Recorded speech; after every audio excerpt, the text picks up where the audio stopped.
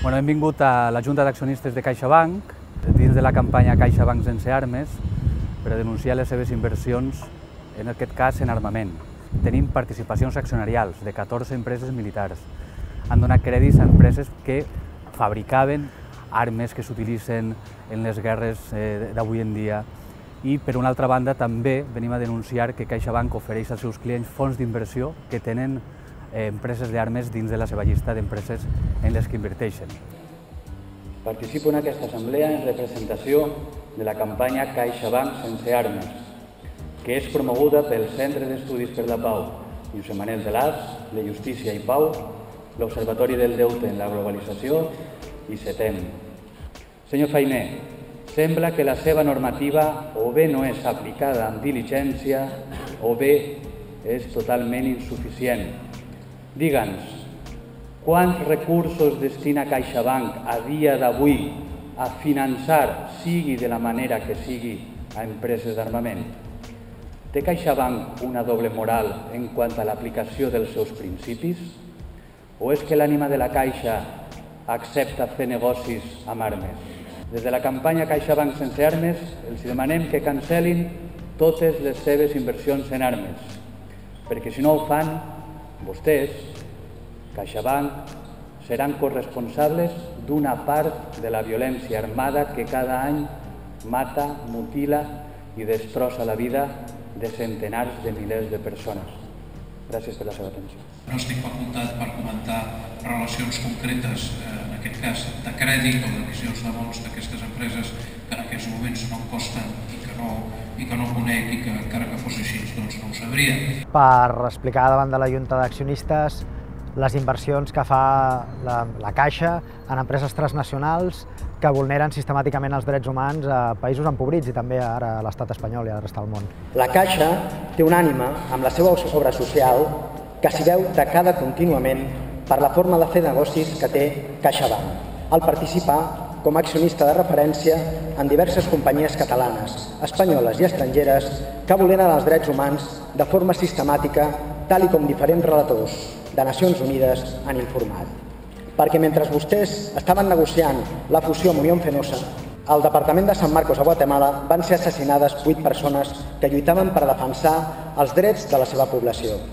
Aquelles persones estaven fent campanya de denúncia sobre els abusos i mal servei que Fenosa oferia a la zona.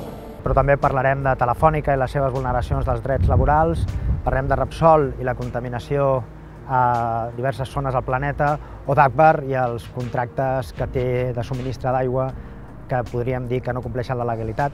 Digui'm, senyor president, i reflexionin vostès, membres del Consell d'Administració i senyores i senyors accionistes. Tot val per fer diners? Miri, el que has posat és tan delicat que aquestes referències indirectes i una miqueta viscoses i que s'apropen no tenen sentit i per suposat no a nosaltres, però estic segur perquè conec que l'empresa Gas Natural està a la seva entera disposició tant temps com faci falta per explicar-li a vostè quina és l'actuació de Gas Natural en els temes de drets humans i no tornem a deixar entreveure, o almenys així ho he vist, responsabilitats de qualsevol mena o de qualsevol tipus que estan molt lluny de la realitat. No només volem denunciar les inversions en la indústria de l'armament, sinó que també volem denunciar la política de la Caixa enfront als desnonaments i la seva criminalització de la protesta, amb un procediment judicial de persecució a activistes d'ecologistes en acció per penjar 3 pancartes a la façana dels edificis o de la seu de la Caixa. Els 8 participants identificats per desplegar aquestes pancartes han estat acusats per CaixaBank per violació d'establiment obert al públic, malgrat que mai van arribar a entrar a l'interior de l'establiment. La Fiscalia demana penes de 8 mesos de presó i 8 mesos de multa a raó de 10 euros diaris. Què pretenen amb aquestes accions legals totalment desproporcionades? Són clarament la part beneficiada d'aquesta crisi i estan fent pagar els seus accessos a la ciutadania. També pretenen que ens queixem? Seguim insistint en presentar-se davant del públic amb la seva obra social mentre oculta la veritable naturalesa dels seus negocis? I aquest banc, com la resta del sector financer, té la seva part de responsabilitat en l'endeutament del sector públic espanyol. A finals del 2012, sense anar més lluny, CaixaBank va comprar al Banc de València per €1 rebent 4.500 milions